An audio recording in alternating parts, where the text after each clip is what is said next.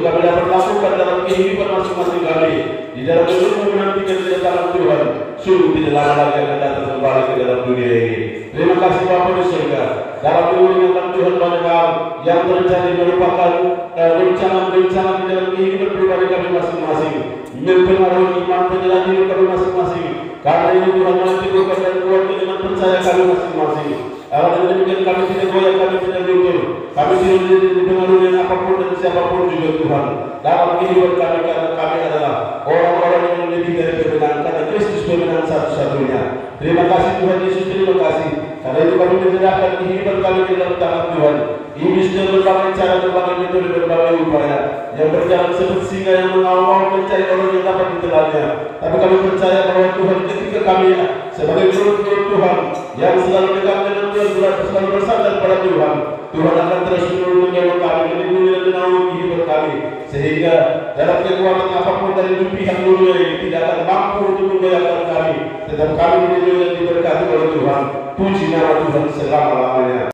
Daerah Alor ini ada 64 gereja gereja di daerah Alor. Mohon Tuhan yang memberkati para gembala-gembala jemaat, pendeta-pendeta, vikaris evangelis, Tuhan dalam memberkati seluruh warga gereja jemaat ini, Tuhan dalam memberkati semuanya Tuhan.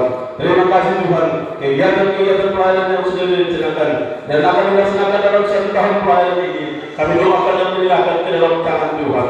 Terima kasih Bapa di surga. Kedua menyerahkan pemerintah bangsa negara kami serahkan ke dalam tangan Tuhan. Dia menolong, Tuhan memberkati.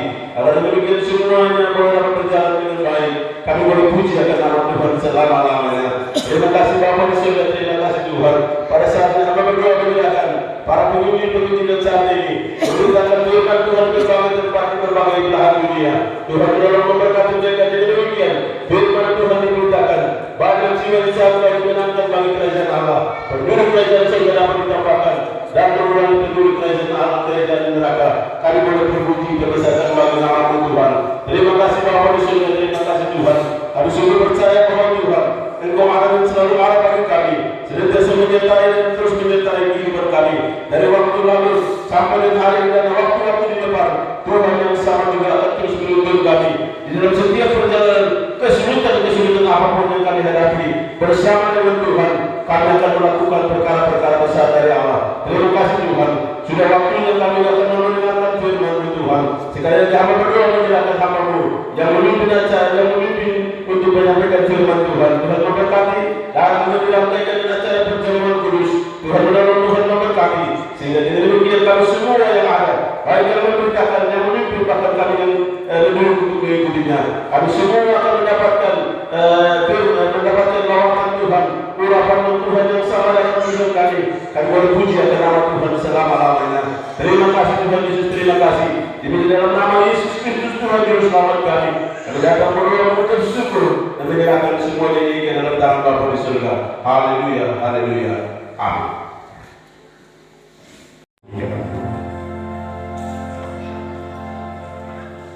Bapa di surga, di dalam kami memiliki kehidupan hanya untuk menyenangkan hati Aku. Tatkala di dalam perjalanan hidup kami menyimpang daripada apa yang dikehendaki oleh Tuhan, kami mohon Engkau beri pengampunan bagi kami. Siapakah pribadi hamba yang telah berdiri di hadapan hadirat-Mu? Hamba adalah cacing tanah liat yang tidak berarti. Hamba mohon tangan pembentukan-Mu nyata di dalam pribadi hamba, dipakai menjadi saluran firman-Mu, sehingga baik yang menyampaikan, yang mendengar, kami semua diberkati. Setelah kami kembali dari sini, ada 1 dan 2 kali firman Tuhan terus kami renungkan dan kami hayati di dalam kehidupan kami. Terima kasih Bapa, terima kasih. Kami akan memasuki di dalam perjamuan. Kami tahu pengorbanan-Mu begitu besar terhadap kehidupan kami. Hidup kami telah dibayar oleh Tuhan dan harganya telah lunas. Air mata tidak setara. Ada kerinduan yang besar dimiliki oleh jemaat dulu. Sekarang lampu sudah masuk di gereja, jalan juga sudah normal, cor. Ada yang takut ular, takut bicara. Sebenarnya tidak ada ular. Tetapi di dalam doa bersama-sama itu kita menerima pelajaran. Pemuda-pemudi yang tidak tahu berdoa setelah gabung di dalam doa bersama-sama, sudah ada latihan di situ. Berdoa bersama-sama akhirnya lancar dan bisa bawa doa sepakat. Jadi ini ditingkatkan karena banyak berdoa, pekerjaan pelayanan akan berkembang. Depan doa saya menyangkut dengan gereja Kemainjil di Pulau Batam. Dari pusat tempatkan seorang gembala yang bukan tamatan dari sekolah teologi gereja Kemainjil. Dia melayani, akhirnya bertentangan dengan jemaat karena dia belum ditabis jadi pendeta, jalankan perjamuan persembahan segala, akhirnya bertentangan dengan jemaat. Kalau sebagian jemaat yang ada di luar, baru saya pergi, beliau minta kesediaan untuk saya melayani di gereja saya, tidak menerima. Tetapi di beberapa gereja aliran Pentakosta lain, saya diundang dan saya pergi. Lalu hari-hari kemarin ini saya ayatnya yang ke-12 hingga ayatnya yang ke-21. Yesus makan Paskah dengan murid-muridnya. Pada hari pertama hari raya roti tidak beragi, pada waktu orang menyembelih domba Paskah, murid-murid Yesus berkata kepadanya, "Ke tempat mana engkau kehendaki kami pergi untuk mempersiapkan perjamuan Paskah bagimu?" Lalu ia menyuruh 2 orang muridnya dengan pesan, "Pergilah ke kota. Di sana kamu akan bertemu dengan seorang yang membawa kendi Yesus." Pada siang ini saya akan berbicara tentang 2 pokok persoalan di dalam pembacaan ini. Persoalan pertama yang dimunculkan oleh murid-murid Yesus ialah mengenai tempat. Ini merupakan persoalan. Sekali lagi, persoalan yang dimunculkan oleh murid-murid kepada gurunya adalah tempat. Jadi murid-murid ini belum memastikan tentang tempat untuk diadakan kegiatan Paskah. Jadi setelah mereka disuruh mereka di dalam keraguan, ketimbangan untuk menentukan tempat. Tetapi kita melihat di dalam pembacaan selanjutnya di dalam ayat 12, "Ke tempat mana engkau kehendaki kami pergi untuk mempersiapkan perjamuan Paskah bagimu?" Ayat 13, ia menyuruh 2 orang muridnya dengan pesan, "Pergi ke kota." Jadi tempat itu sudah jelas yang disampaikan oleh Yesus kepada murid-murid, mereka pergi ke kota. Tentu keadaan kota itu kita tahu, bukan di dalam suatu wilayah yang sempit. Kota itu adalah kota yang luas, kota yang besar. Mereka tetap ada di dalam keraguan setelah mereka tiba di kota.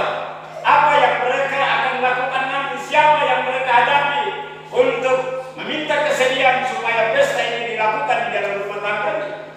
Ini pun tetap ada di dalam persoalan. Bapak Ibu yang saya kasihi di dalam Yesus Kristus, Yesus tahu setiap hati daripada umat manusia yang ada di kota yang Tuhan telah tentukan bagi para muridnya. Tetapi murid-murid ini tidak tahu.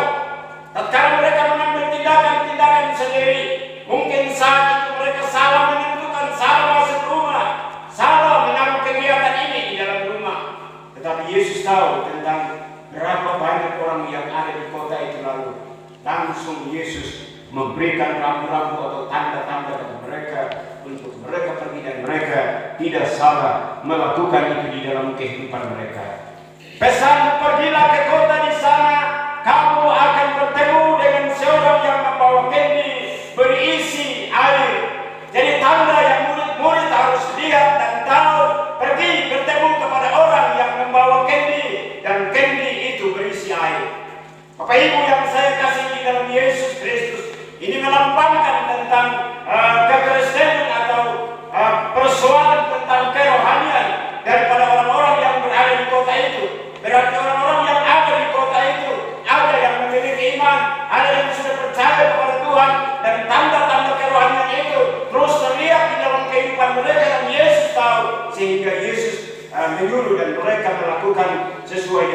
yang ditunjukkan oleh Yesus bagi mereka. Adalah gurunya menyangkut dengan ruangan. Ruangan mana yang harus dipersiapkan? Berarti harus ada keterbukaan hati dari pemilik rumah itu. Pemilik rumah itu yang menentukan ruangan, entah ruangan atas atau ruangan bawah, kamar tengah atau kamar depan, itu ditentukan oleh pemilik rumah. Setelah murid-murid ini melakukan semua yang diamanatkan, diperintahkan oleh Yesus kepada mereka, mereka pergi di kota dan bertemu seorang pemilik rumah, dan pemilik rumah itu langsung menyatakan tentang segala persiapan dan kesiapan yang telah dipersiapkan untuk menerima kegiatan ini. Di dalam pembacaan 4 ayat 14 selanjutnya, dan katakan kepada pemilik rumah, orang berdosa dan menanggung segala aib celah kita dan segala beban dosa kita telah ditanggungkan kepadanya. Di dalam nyanyian kemenangan Imam katakan, nyawaku diberikan bagimu, apa yang kau berikan bagiku. Di situ dia tidak menuntut itu untuk kita memberikan sesuatu harta dari dunia ini, tetapi diri kita yang sudah dibeli dan sudah dinodai itu kita kembalikan kepada dia, agar dia menyucikan sebagai alat untuk dia dipakai, kita dipakai untuk mengemukakan tentang Injil kerajaan di tengah-tengah dunia ini. Jadi setelah kita dipersekutukan, kita mengingat kembali tentang semua yang dia telah lakukan di dalam kehidupan kita. Yesus memberi pesan kepada murid-murid, kamu pergi dan bertemu seorang yang membawa kendi yang di dalamnya ada air. Tentu di dalam kota itu ada banyak yang pikul kendi kosong dan berjalan kian kemari. Di dalamnya tidak ada air kalau hatinya yang terlihat. Sehingga Yesus memberi penegasan ini kepada murid-murid, pergi dan mendapatkan seorang yang telah menamakan diri sebagai anggota gereja, tetapi di dalam kehidupan mereka, identitas mereka sudah tidak jelas, tidak lihat tentang keaslian gereja Injil. Air, kendi, air itu ada, tidak ada. Kendi kekristenan itu dipikul, tetapi tidak ada air di dalam diri pribadi. Harus kita sadari itu di dalam kehidupan kita. Saya dibawa tidak mengungkapkan diri dalam beribadah. Hisap rokok mama siri sampai buang air ludah di depan diri kita. Saya merindukan kembali tentang apa yang ditekankan oleh ayah saya. Waktu Bapak Yusuf kawin kemarin, 2 istri, dia datang dan makan bersama-sama dengan kami. Di dalam doanya dia tekan, adik ini ada makan sama-sama dengan saya, tetapi dosa tidak boleh tanggung kepada saya. Saya dengar kalimat doanya ini, saya rasa terpukul sebagai anak. Saya bilang, adik ini nanti Bapak ini dia makan atau dia pulang, karena ini seperti sudah suatu doa tamplakan. Setelah amin, beliau ini sendok jauh 2 sendok selesai, dia tidak pamit lagi Bapak, tapi pamit saya. Anak, saya mau kembali. Setelah dia kembali dalam perjalanan, kami dua di dalam pertengkaran besar. Tetapi dia katakan kepada saya, kebenaran itu pendukungnya kecil, tetapi dia tetap muncul sebagai kebenaran. Biar gereja dipecah, saya tetap pertahankan kebenaran. Hampir saat itu Betel muncul. Persembahan anaknya sudah pula jadi masalah besar. Istri kedua punya anak dipersembahkan. Bapak Pendeta Pradian almarhum sebagai ketua kependetaan sudah di sana. Semua masuk perjamuan, persoalan ini muncul. Lalu panggil saya. Padahal saat itu saya bersiap ke kebun. Bapak suami ini datang, lari-lari dengan keringat besar datang. Bapak ini tidak pula masalah kita ke sana. Saya mau pikir mereka tidak beritahu kepada saya sebagai pandu.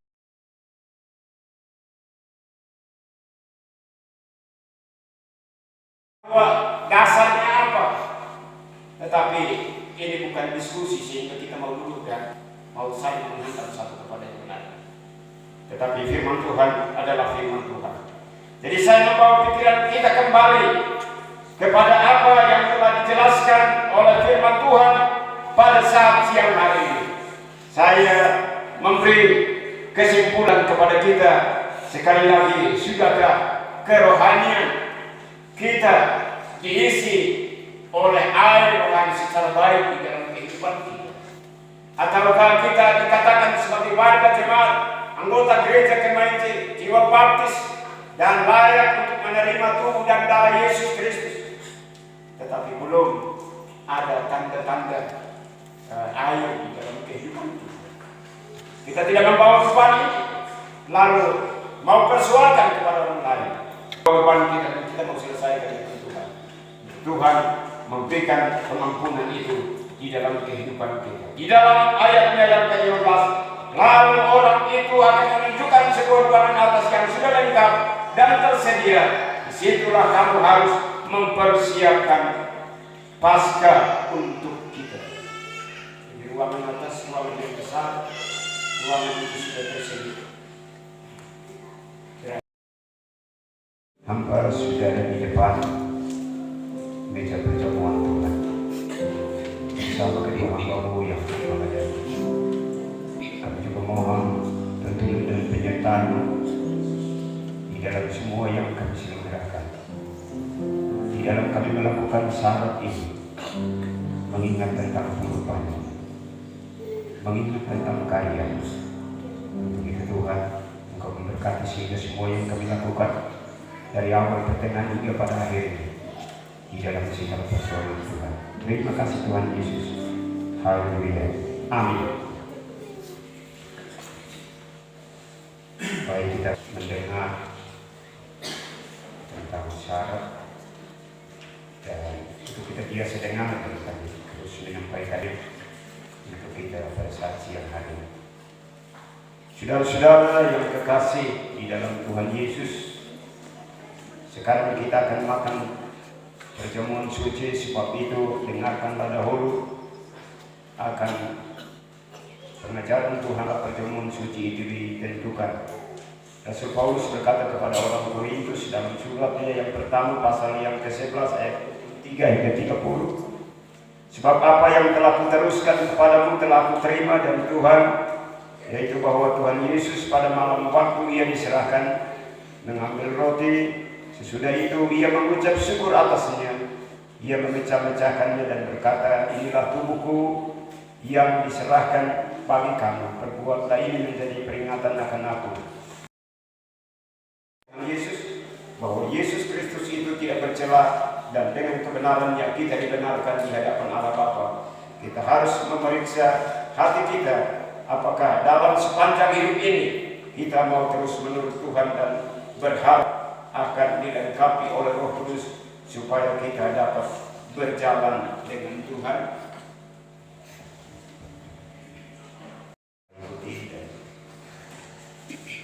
Sebelum pelayan menjalankan tugas, sekali lagi kita menghadap Tuhan tidak berdoa. Terima kasih Tuhan, hamba-Mu ini akan melayani. Terima kasih Tuhan Yesus. Haleluya. Amin.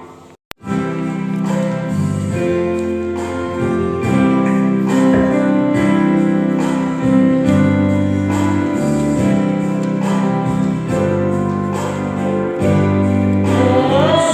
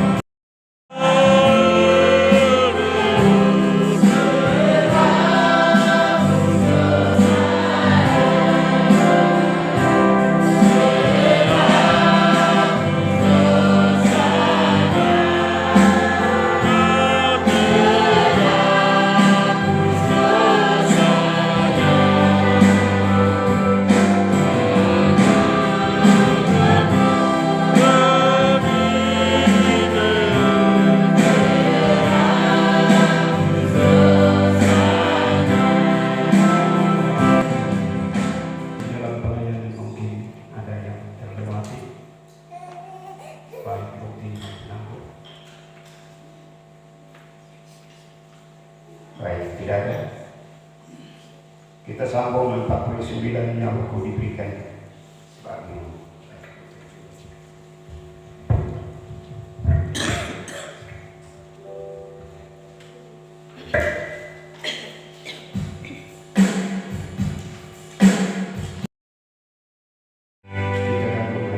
Tuhan di dalam doa. Bapa di sorga, tubuhmu dan darahmu yang dilambangkan dengan roti dan air adalah di tangan kami. Kami siap hendak menikmatinya. Kami mohon Tuhan Kau memberkati, sehingga di dalamnya membawa perubahan di dalam kehidupan kami lewat pekerjaan-Mu sendiri bagi kami. Kami tahu bahwa itu yang telah dikerjakan oleh Tuhan, dan kami akan merenungkan terus tentang pengorbanan-Mu dan tubuh-Mu yang telah dihancurkan dan darah-Mu yang telah tertumpah di bukit Golgota.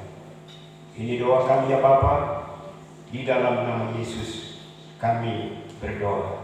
Sebelum kita makan dengan komando dari sini,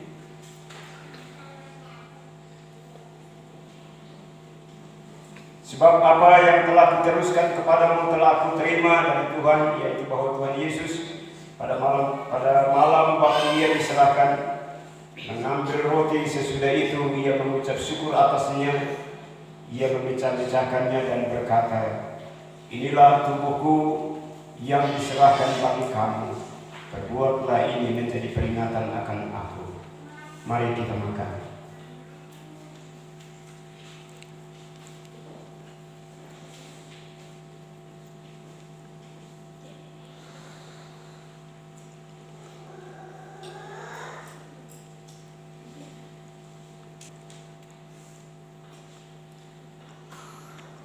Demikian juga Ia mengambil cawan sesudah makan, lalu Ia berkata, cawan ini adalah perjanjian baru yang dimeteraikan oleh darahku.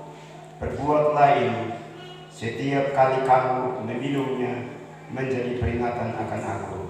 Mari kita minum.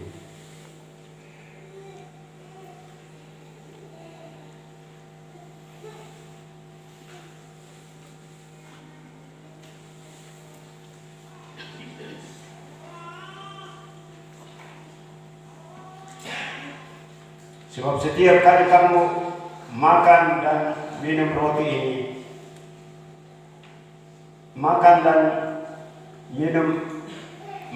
minum dan makan roti ini, kamu memberitakan kematian Tuhan Yesus sampai Ia datang. Saya minta kesediaan Bapak untuk mengulangi berdoa.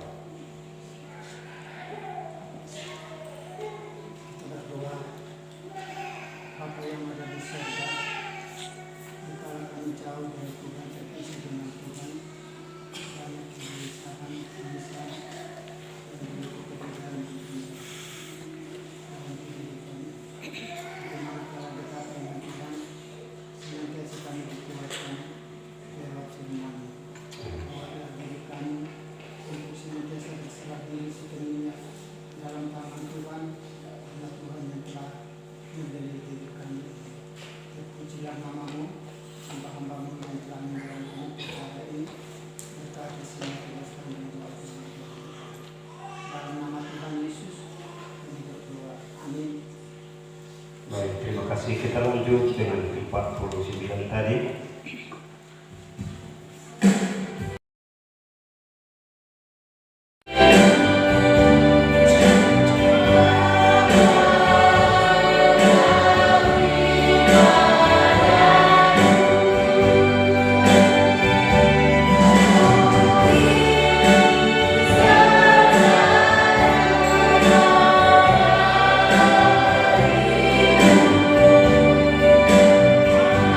Oh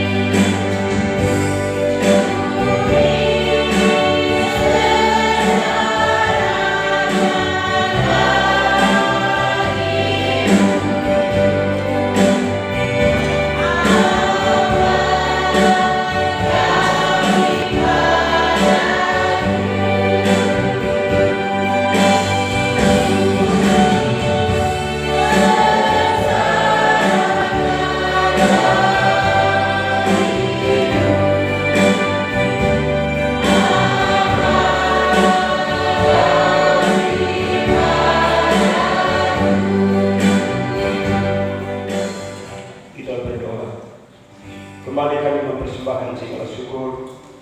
Semua yang kami jalani kami telah diberkati oleh Tuhan, dan kami tahu tiap diri pribadi kami telah merasakan berkat-berkat dari Tuhan sebagai bagian hidup yang kami terima. Tuhan terus memberkati agar di dalam setiap langkah hidup kami terus dipelihara, dituntun oleh Tuhan. Dan Tuhan, sisa air anggur ini Tuhan jadikan menjadi minuman biasa. Setelah anak-anak meminum tidak ada celaka tanda berbahaya yang menimpa di dalam diri pribadi mereka. Terima kasih Tuhan. Dalam nama Yesus kami datang serta mengucap syukur, menyerahkan doa ini kepada Bapa di surga. Amin. Acara dikembangkan. Kasih disampaikan kepada hamba Tuhan, kiranya Tuhan Yesus memberkati hamba-Nya dalam setiap pelayanan. Kita akan menutup ibadah kita di saat siang hari ini dengan menyanyi kemenangan iman nomor 70. Kemenangan iman nomor 70 menyanyi pada ayat yang pertama hingga ayat yang ketiga, menyanyi dalam keadaan berdiri. Doa penutup dibawakan oleh Bapak Gembala.